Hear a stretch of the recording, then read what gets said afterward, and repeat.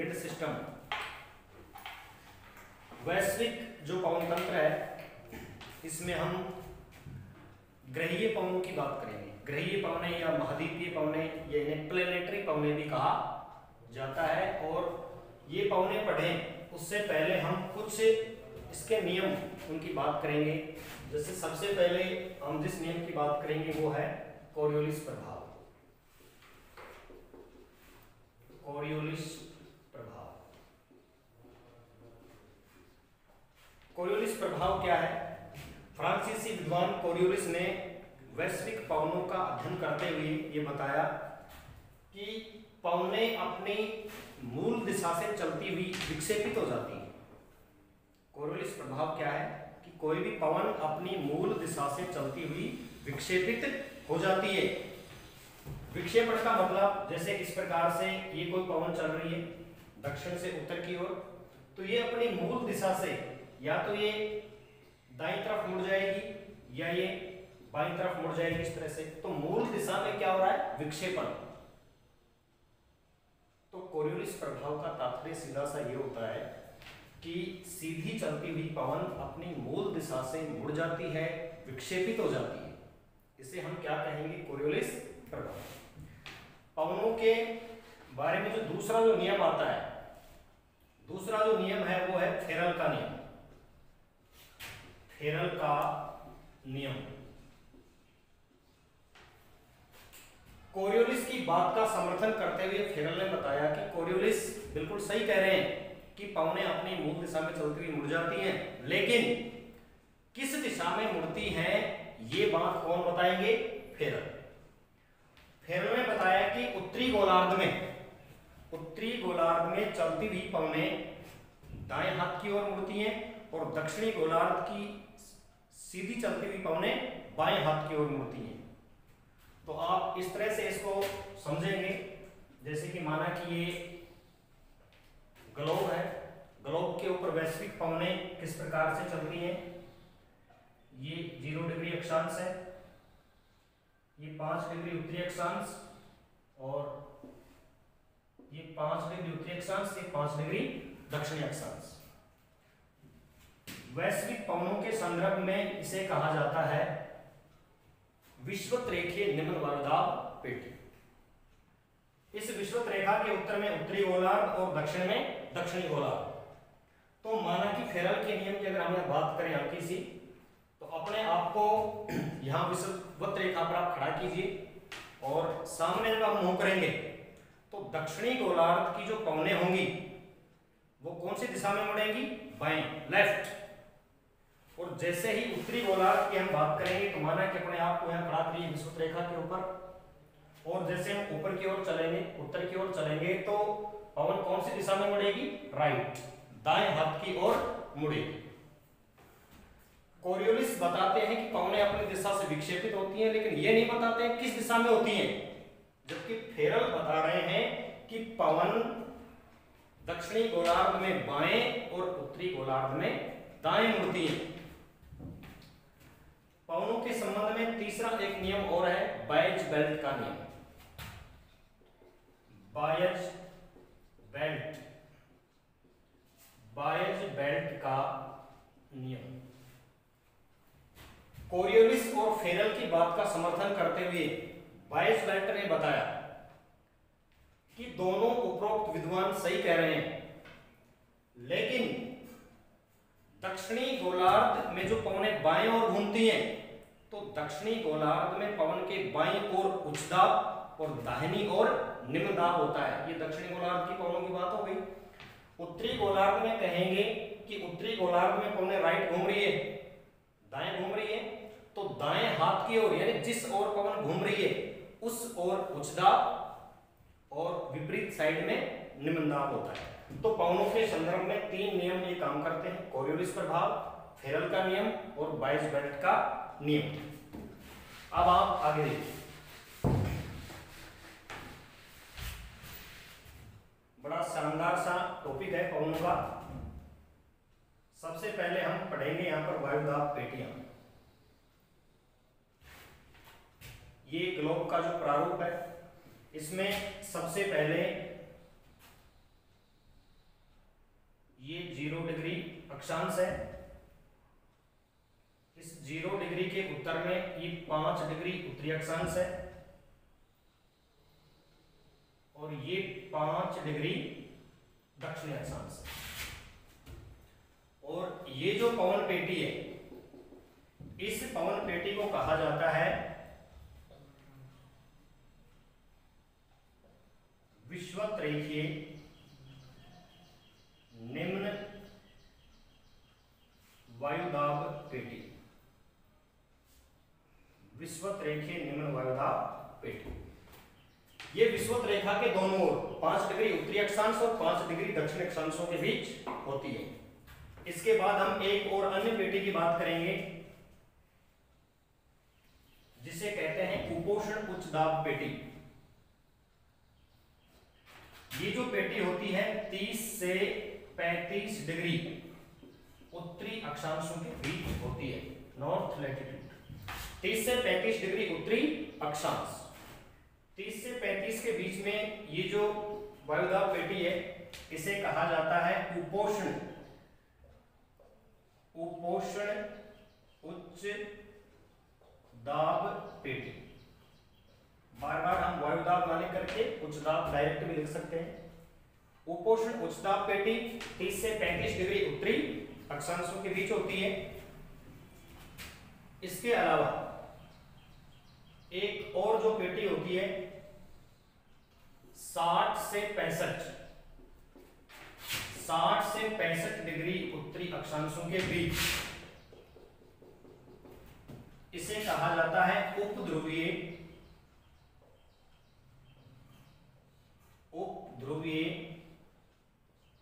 निम्न दाब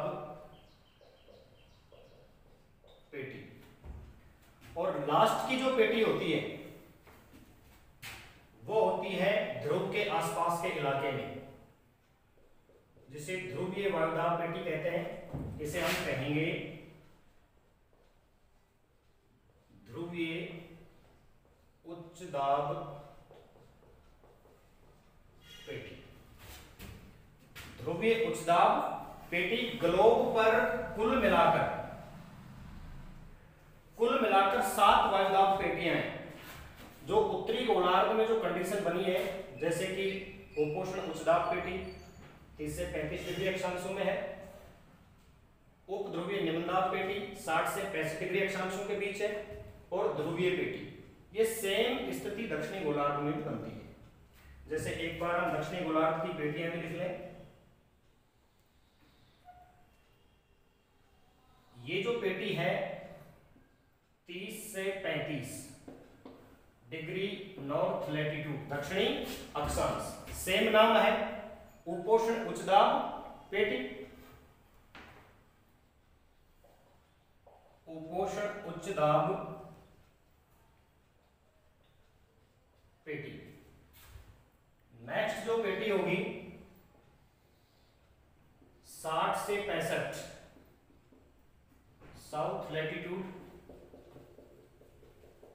इसे कहेंगे हम उपध्रुवीय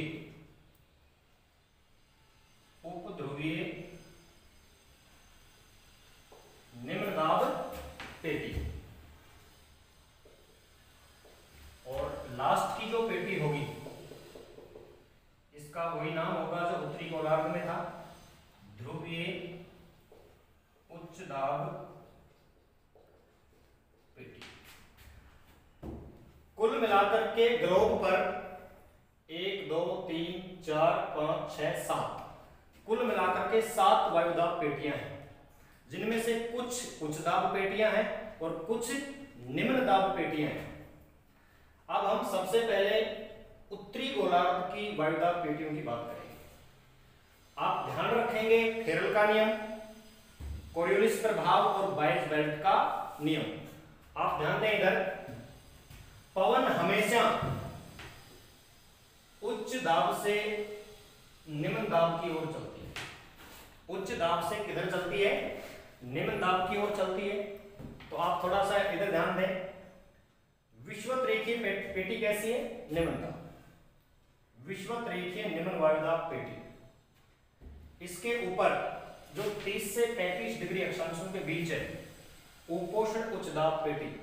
तो पौने नियमानुसार इस प्रकार से चलनी चाहिए, डायरेक्ट सीधी चलनी चाहिए। लेकिन कोरियोलिस ने क्या बताया है कि पवन अपनी दिशा से विक्षेपित हो जाती है, मुड़ जाती है। इतना सिर्फ कोरियोलिस ने बताया है, लेकिन फेरल ने क्या बताया किधर मुड़ती है। तो हम फेरल और कोरियोलिस दोनों की बातों को ध्यान रखेंगे। फेरल ने बताया कि उत्तरी गोलार्ध में पवन दाहिने हाथ की ओर मुड़ेगी। तो आप कल्पना करें और अपने आप को इस पेटी के ऊपर खड़ा करें और अपना मुंह दक्षिण की ओर करेंगे, तो आपका राइट जिधर होगा पवन उधर घूमेगी।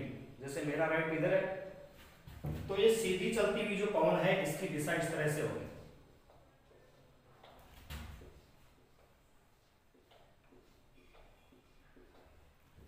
30 से 35 डिग्री अक्षांशों से विषुवत रेखा की ओर, या विषुवत रेखे निम्न दाब पेटी की ओर जो पवनें चल रही हैं, इन पवनों को हम कहते हैं व्यापारिक पवन।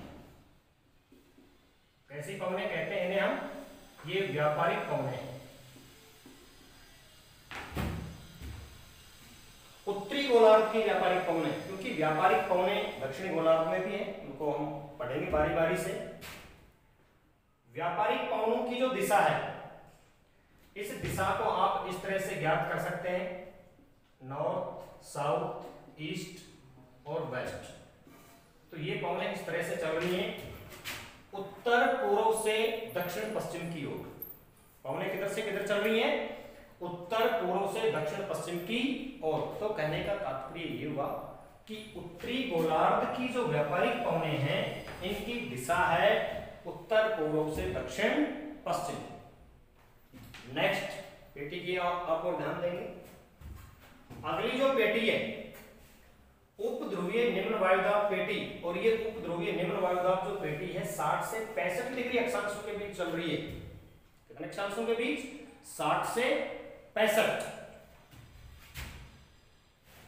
ये उच्च दाब पेटी है, ये निम्न दाब पेटी है। तो नियमानुसार पवन इस तरह से चलनी चाहिए, बिल्कुल सीधी चलनी चाहिए ना। लेकिन फेरल के नियम के अनुसार उत्तरी गोलार्ध की पवन किस ओर घूमेगी? दाएं हाथ की ओर घूमेगी। तो इन पवनों की जो दिशा होगी वो इन तीर के निशानों का अनुसरण करेगी। इस प्रकार से इस तरह से पवनें होंगी। आप माना कि अपने आप को यहाँ खड़ा करें और सीधा मुंह करें, और आपका दायां किधर है? जिधर आपका दायां हाथ है उधर ही ये पेटियां या वायु जो पवनें हैं वो अनुसरण करेंगे। इन पवनों को कहा जाता है पछुआ पवन। इन पवनों को क्या कहा जाता है? पछुआ पवनें हैं। ये उत्तरी गोलार्ध की पछुआ पवनें हैं। उत्तरी गोलार्ध की पछुआ पवनें। उत्तरी गोलार्ध की पछुआ पवनों की दिशा दक्षिण पश्चिम से, किधर से है? दक्षिण पश्चिम से उत्तर पूर्व की ओर। उत्तरी गोलार्ध की पछुआ पवनों की दिशा होती है दक्षिण पश्चिम से उत्तर पूर्व की ओर। समझ गए आप? ये पछुआ पवनें हैं।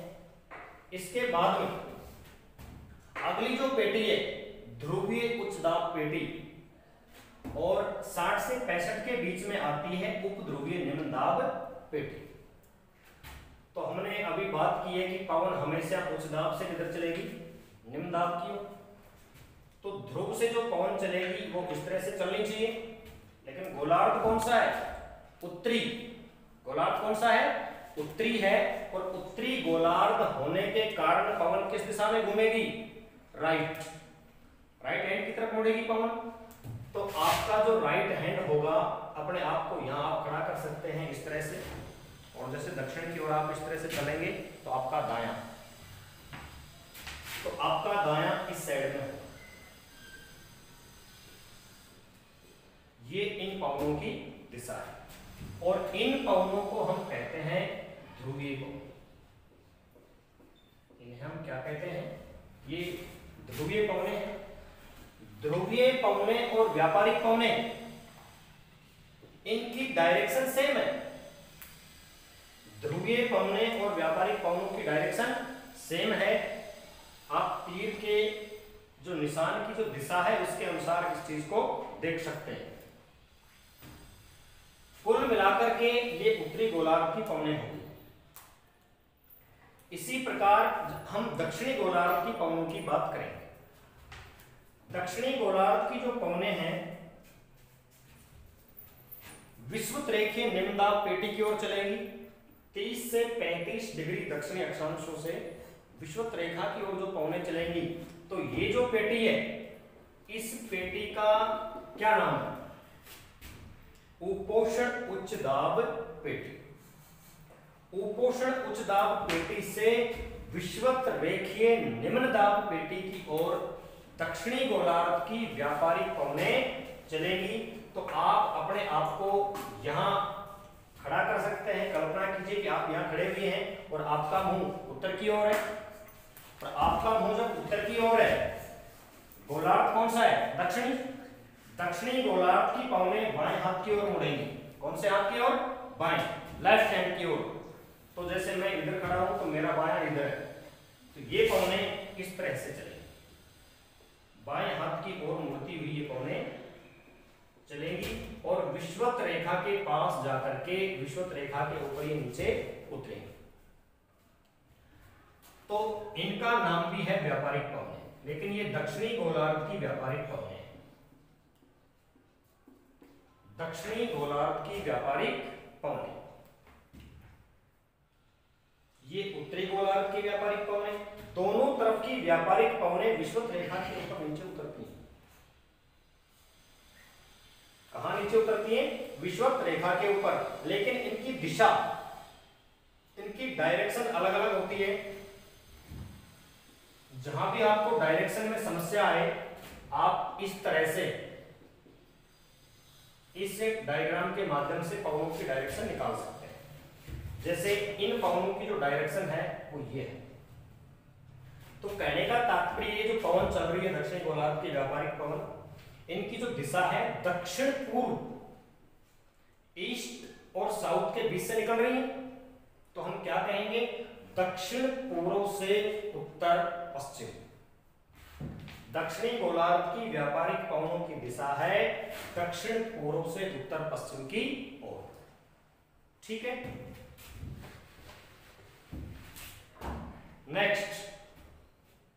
नेक्स्ट हम जैसे उत्तरी गोलार्ध की पछुआ पवनों की हमने बात की, उसी प्रकार से हम दक्षिणी गोलार्ध के पछुआ पवनों की बात करेंगे। क्योंकि उच्चदाब पेटी है तो पवन इस उच्चदाब पेटी से नीचे की ओर चलेगी, नीचे की ओर चलेगी, क्योंकि 60 से 65 अक्षांशों के बीच में, दक्षिण अक्षांशों के बीच में जो पेटी है उपध्रुवीय निम्न दाब पेटी, ये निम्न वायुदाब की पेटी है। यहां पर पवन की दिशा वही सेम चीजें हैं। आप अपने आप को इस तरह से दक्षिण में खड़ा करके बाएं हाथ की ओर घूमेगी। फेरल ने क्या बताया है कि पवन दक्षिणी गोलार्ध में लेफ्ट घूमती है, तो आपका जो लेफ्ट होगा वो इस साइड में होगा।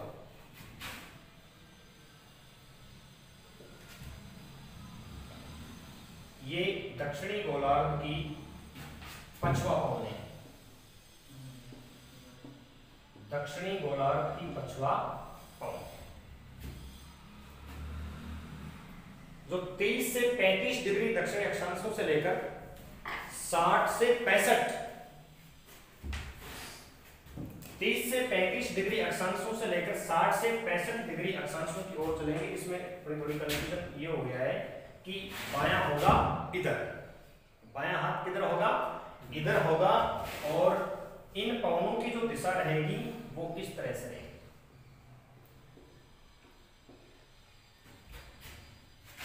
30-35 अक्षांशों से लेकर 60 से 65 डिग्री दक्षिणी अक्षांशों के बीच जो चलने वाली पवन है, इसे दक्षिणी गोलार्ध की पछुआ पवनें हम कहेंगे। दक्षिणी गोलार्ध की पछुआ पवनों के बारे में एक कहावत प्रचलित है। जैसा कि आप जानते हैं कि दक्षिणी गोलार्ध में धरातलीय भाग कम है और समुद्री भाग ज्यादा है, इसलिए ये पवनें धरातल पर अवरुद्ध इनको नहीं मिल पाता है और समुद्र की सतह पर ये सरपट दौड़ती हैं, क्योंकि महासागरीय हिस्सा ज्यादा होने के कारण ये खुले रूप में चलती हैं। तो जैसे ही दक्षिणी गोलार्ध की पछुआ पवनें 40 डिग्री दक्षिणी अक्षांश के ऊपर पहुंचेंगी, कहां पहुंचेंगी? 40 डिग्री दक्षिणी अक्षांश के ऊपर पहुंचेंगी, तो इन्हें कहा जाता है गरजता चालीसा। 40 डिग्री दक्षिणी अक्षांश के ऊपर इन्हें क्या कहा जाता है? गरजता चालीसा। जैसे जैसे ये पवन 50 डिग्री पर पहुंचेगी तो इन्हें कहा जाता है प्रचंड पचासा। प्रचंड पचासा किस गोलार्ध की पवनों को कहा जाता है? दक्षिणी गोलार्ध की पवनें हैं, और वो भी कौन सी हैं? पछुआ पवनें। जैसे जैसे ये पवन 60 डिग्री अक्षांश के ऊपर पहुंचेंगी, 60 डिग्री दक्षिण अक्षांश पर पहुंचेंगी, तो इनकी गति और तेज हो जाती है और ऐसा लगता है कि ये पवनें चीख रही हो। तो 60 डिग्री अक्षांश पर इन पवनों को कहा जाता है चीखता साठा। क्या कहते हैं? चीखता साठा दक्षिणी गोलार्ध की पछुआ पवनों को कहा जाता है। दूसरी चीज, लास्ट हम ध्रुवीय पवनों की बात करेंगे। ध्रुवीय पवनें उच्च दाब पेटी के अंतर्गत आती हैं, तो उच्च दाब से निम्न दाब पेटी की ओर पवनें चलेंगी। तो ये जो पवनें चलेंगी ये अपने फेरल के नियम के अनुसार बाईं ओर मुड़ते हुए चलेंगी, तो ये व्यापारिक पवनों का अनुसरण करेंगी। तो इनकी जो दिशा होगी वो इस टाइप से होगी। व्यापारिक पवनें और ध्रुवीय पवनें दोनों गोलार्धों में एक दूसरे का क्या करेंगी? अनुसरण। जैसे दक्षिणी गोलार्ध की जो व्यापारिक पवनें हैं और दक्षिणी गोलार्ध की ही जो ध्रुवीय पवनें हैं, इनकी दिशा सेम है, एक जैसी है। वही बात उत्तरी गोलार्ध पर लागू होती है। उत्तरी गोलार्ध की ध्रुवीय पवनें और व्यापारिक पवनें, इनकी दिशा एक जैसी है। अब व्यापारिक पवनों और पछुआ पवनों कुल मिलाकर के ये आपके सामने वैश्विक पवनों की पेटियां हैं। इन वैश्विक पवनों में ये जो 30 से 35 डिग्री दक्षिणी अक्षांश है, 30 से 35 डिग्री दक्षिणी अक्षांशों को अश्व अक्षांश कहा जाता है। कैसा अक्षांश कहा जाता है? अश्व अक्षांश। या आप उसे डायरेक्ट अगर कहें तो कह सकते हैं घोड़ा अक्षांश। क्या कह सकते हैं? घोड़ा अक्षांश।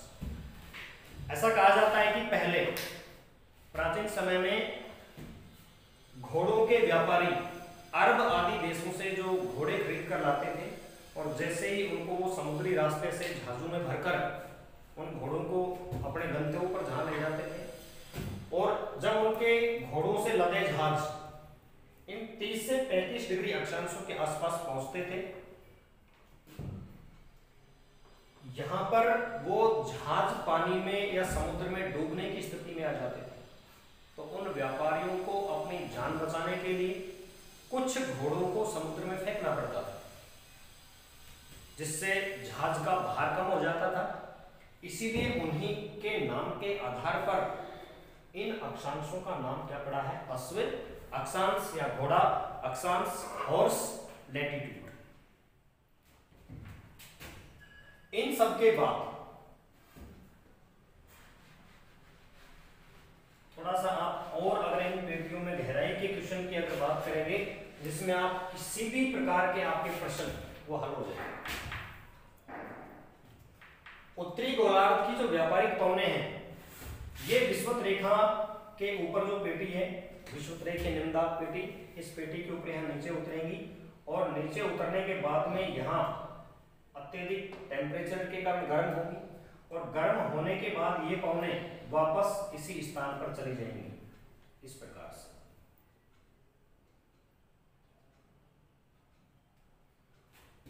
वापस उपोष्ण उच्च दाब पेटी में चली जाएंगी। तो ये ऊपरी वायुमंडल से होते हुए जाती है। कौन से वायुमंडल से? ऊपरी वायुमंडल से यहां पवनें नीचे उतरी, गर्म हुई और गर्म होने के बाद में ऊपर उठी। ऊपर उठते ही ये वापस अपने पहले वाले स्थान पर पहुंचेंगी। तो ये जो एक इनका चक्र बना, ये जो एक साइकिल इनकी जो बनी, इसे कहा जाता है हेडले कोष।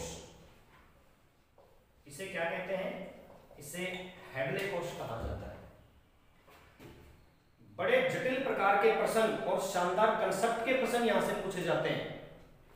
ऊपरी वायुमंडल की ये जो पवनें हैं, ये किन पवनों का अनुसरण कर रही हैं? पछुआ पवनों का अनुसरण कर रही हैं।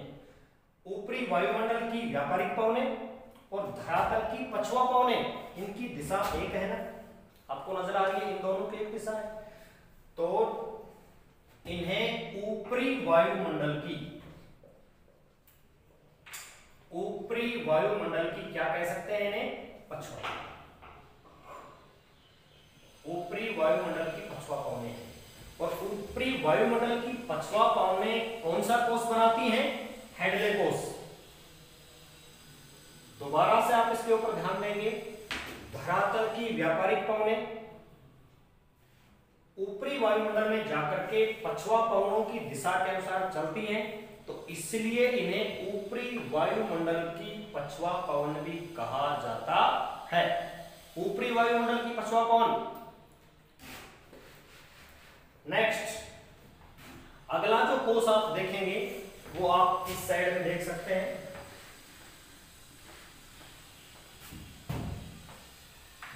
ये धरातल की पछुआ पवनें हैं।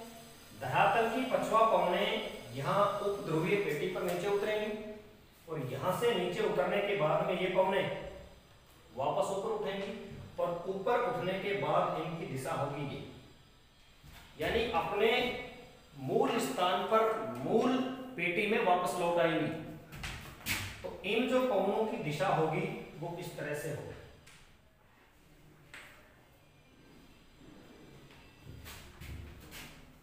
धरातल की पछुआ पवनें, ऊपरी वायुमंडल की भी पछुआ पवनें इन्हें कह सकते हैं हम, जो धरातल से ऊपर जा रही है। लेकिन ध्यान रहे, ये ऊपरी वायुमंडल में इनकी दिशा पूरी तरह से बदल रही है। पूरी तरह से जब इनकी दिशा बदल रही है तो ये ऊपरी वायुमंडल की कौन सी पवनें कहलाएंगी? व्यापारिक पवनें। ऊपरी वायुमंडल की व्यापारिक पवनें, क्योंकि इनकी जो दिशा है ये व्यापारिक पवनों के जैसी दिशा है। ये वापस अपने मूल स्थान पर वापस आ जाएंगी और फिर यहां से ये इसी तरह से चलती रहेंगी। इसी क्रम में ये पवनें वर्ष भर चलती रहती हैं और ये जो कोष बनता है इसका जो नाम है फेरल कोष। इसे क्या कहा जाता है? फेरल कोष कहा जाता है इसे। और लास्ट एक कोष और बनता है जिसे हम कहते हैं ध्रुवीय कोष। ये जो ध्रुवीय पवनें हैं, उपध्रुवीय निम्न दाब पेटी के ऊपर नीचे उतरेंगी और यहां से ये पवनें वापस इस तरह से घूमती हुई और अपने मूल स्थान पर वापस चली जाएंगी। ये जो ध्रुवीय पवनें हैं ऊपरी वायुमंडल की व्यापारिक पवनों का अनुसरण कर रही है ना। तो ऊपरी वायुमंडल की जो ध्रुवीय पवनें हैं ये पछुआ पवनों का अनुसरण करती हैं। कौन सी पवनों का? पछुआ पवनों का अनुसरण करती हैं। और ये जो कोष बनेगा इसे हम कहेंगे ध्रुवीय कोष। इसे क्या कहेंगे हम? ध्रुवीय कोष। सेम यही कंडीशन बनती है दक्षिणी गोलार्ध। आप एक बार इन पवनों को पुनः देख लीजिए, दोबारा से आप इनको ध्यान से देखेंगे कि वैश्विक जो पवन तंत्र है, इस पवन तंत्र में 3 नियमों की अपन ने बात की है। सबसे पहला कोरियोलिस प्रभाव। कोरियोलिस प्रभाव क्या है? पृथ्वी पर अपनी दिशा से सीधी चलती हुई पवन विक्षेपित हो जाती है। सीधी चलती हुई पवन क्या हो जाती है? विक्षेपित, यानी मुड़ जाती है। जैसे आप लोग क्रिकेट का उदाहरण ले सकते हैं। यहाँ पर क्रिकेट का उदाहरण आप कैसे ले सकते हैं, जैसे माना कि ये कोई क्रिकेट की पिच है और इसके ऊपर ये 3 स्टंप लगे हुए हैं। यहां से कोई बॉलर गेंदबाज बॉल फेंकेगा तो वो अपनी अंगुलियों की ग्रिप से, यहां से उसने बॉल फेंकी, माना कि गेंद ने यहां टप्पा खाया और कुछ गेंदें यहां टप्पा खाने के बाद में इस साइड में घूमेंगी और कुछ गेंद इस साइड में घूमेंगी। तो जिन्हें क्रिकेट की भाषा में कहते हैं स्विंग करना, इन स्विंग, आउट स्विंग। तो कहने का मतलब बॉल अपनी मूल दिशा में पड़ने के बाद में घूम रही है ना, और ये उस खिलाड़ी की अंगुलियों का कमाल होता है कि वो उसको किस दिशा में घुमाना चाहता है। यहां पर दाएं हाथ के बैट्समैन के लिए ये आउट स्विंगर होगी और बाएं हाथ के बैट्समैन के लिए इन स्विंगर होगी। यही सेम कंडीशन पवनों के रूप में कोरियोलिस ने बताया कि पवन अपनी मूल दिशा में चलती हुई क्या हो जाती है, विकसित, मुड़ जाती है। लेकिन किस दिशा में मुड़ती है, ये बात किसने बताई, फेरल ने। फेरल ने बताया कि कोरियोलिस सही कह रहे हैं, दक्षिणी गोलार्ध की पवनें तो अपने बाएं हाथ की ओर मुड़ेंगी, उत्तरी गोलार्ध की पवनें अपने बाएं हाथ की ओर मुड़ेंगी। तीसरा जो नियम है बायज बेल्ट का नियम। कौन सा नियम है, बायज बेल्ट का नियम। बायज बेल्ट ने बताया कि दक्षिणी गोलार्ध में पवन बाएं घूम रही है, दक्षिणी गोलार्ध में पवन किधर घूम रही है, बाएं, और बाएं घूमते हुए उसके बाएं हाथ की ओर ही क्या होगा, उच्च दाब। बाएं हाथ की ओर उच्च दाब और दाहिने हाथ की ओर निम्न दाब होगा। जैसे आप लोग एक उदाहरण यहां पर ले सकते हैं, जैसे ये कोई सड़क है और इस सड़क में ये घूम है, माना है आप अपनी बाइक से इसके ऊपर जा रहे हैं। अब आपको घूमना है बाएं, बाएं घूमना है ना, तो आपकी बाइक का झुकाव बाएं ज्यादा है तो दाब भी किधर होगा, बाएं। दाब भी किधर ज्यादा होगा, बाएं हाथ की तरफ ज्यादा प्रेशर होगा। या फिर आप किसी ट्रैक पर दौड़ रहे हैं, गोलाकार ट्रैक पर आप दौड़ रहे हैं, आप जिस साइड में घूमेंगे उस पैर के ऊपर आपका वजन ज्यादा रहेगा। अगर आप दाएं घूमेंगे तो आपके दाएं पैर के ऊपर ज्यादा दाब रहेगा, अगर आप बाएं घूमेंगे तो आपके बाएं पैर के ऊपर ज्यादा दाब रहेगा। यही बात बायज बेल्ट ने बताई है, ठीक है।